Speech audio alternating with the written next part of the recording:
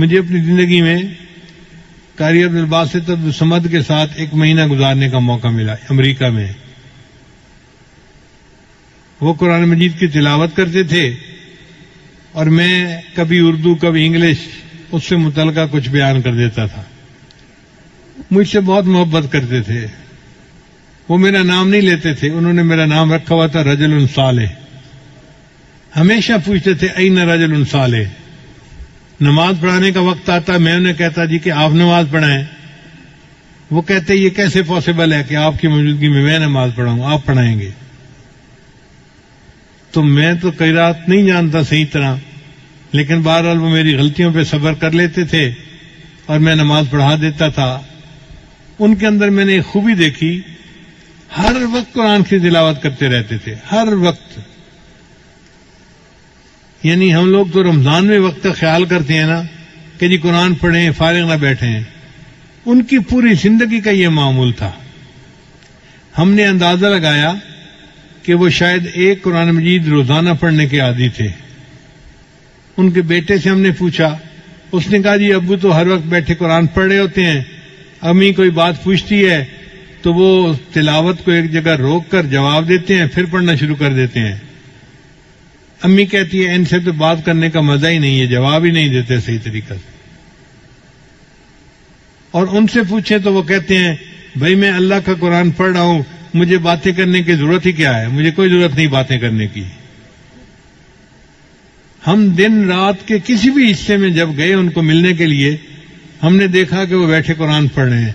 میں نے اپنی زندگی میں اتنا قرآن پاک پڑھتے بہت کم لوگوں کو دیکھا ہوگا. ایک بات مجھے اکثر جو ہے وہ پریشان کرتی تھی کہ اگر نیکی ان کی طبیعت میں اتنی ہے، کوئی فالتو بات نہیں، کوئی دنیا کی بات نہیں، سیاست کی بات کرو تو وہ ایسے بونگے بن کے بیٹھے ہوتے تھے جیسے پتہ ہی نہیں ان کو کیا ہو رہا ہے، کوئی دلچسپی تھی نہیں. تو یہ داڑھی کیوں مونڈتے ہیں؟ تو بعد میں انہوں نے کہا کہ علماء جو مصر کے ہیں ان کو ایک علمی مغالطہ ہے. وہ داڑھی کو سنت نہیں سمجھتے یا واجب نہیں سمجھتے جس طرح ہم سمجھتے ہیں.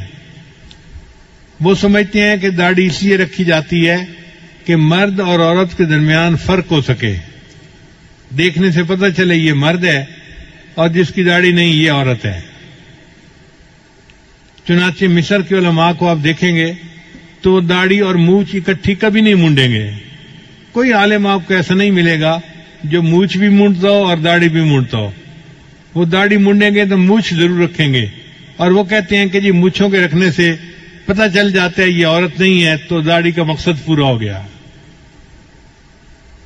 شاید یہی مغالطہ علامہ اقبال کو بھی لگا ہوگا، ورنہ اس کے اندر تو ایمان بہت مضبوط تھا، لیکن داڑھی جو شیو کرتا تھا وہ اسی علمی مغالطے کی وجہ سے کرتا ہوگا.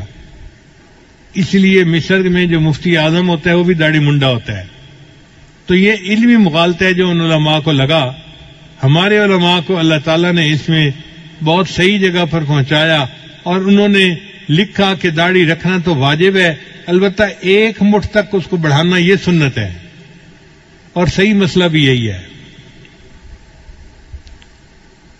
تو بہرحال ان کی ہم نے قرات مختلف موقعوں پہ سنی. ایک دفعہ ہم نے ایک جگہ کھانا کھایا تو ایک ہمارے دوست تھے، وہ قاری صاحب کو کہنے لگے کہ آج سورہ الرحمن کی تلاوت سنائیں.